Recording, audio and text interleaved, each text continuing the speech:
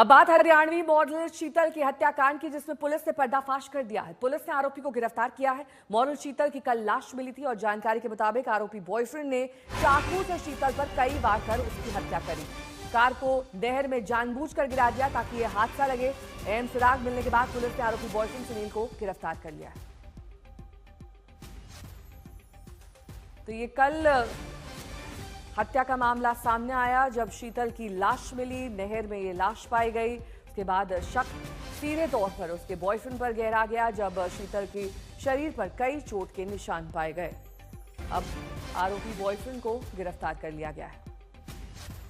Police ने साफ तौर पर कहा है कि यह हादसा नहीं बल्कि हत्या का मामला है। शीतल की हत्या की गई, उसके बाद नहर में लाश को फेंक दिया गया और फिर इसे एक हादसा दर्शाने के लिए कार को भी नहर में डुबा दिया गया।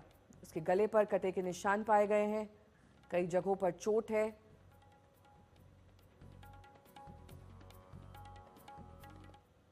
एक इसमें जो आरोपी है उसको गिरफ्तार कर लिया गया है और आज कोर्ट में उसको पेश करके पुलिस रिमांड लेंगे फर्दर पूछताछ के लिए।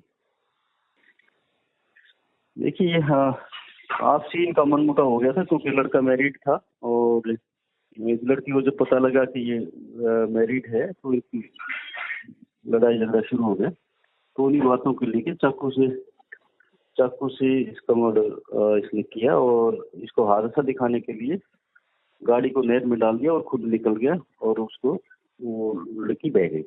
तो ये अस्पताल कैसे पहुंचा था? ये खुद तैर के निकल गया था। लोगों ने देखा कि भी कोई डूब रहा है तो उसको किनारे से निकाल के और एडमिट करवा दिया।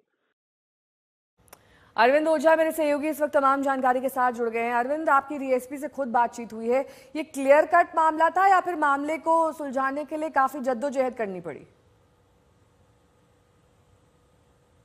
देखिए, मामला उलझाने की कोशिश जो आरोपी सुनील है उसने कोशिश की थी। 14 तारीख को शीतल शूट के लिए निकली थी सुनील के साथ, उसके बाद घर नहीं लौटी। 15 तारीख को सोनीपत में एक लाश बरामद हुई नहर से और ऐसा प्रतीत हो रहा था पहली नज़र में कि ये एक हादसा है। नहर में कार जो है वो डूब गई और उस वजह से जो लड़की है उसकी मौत हो गई। लेकिन बाद में पता चला कि कार में एक शख्स और सवार था जिसे अस्पताल पहुंचाया गया है।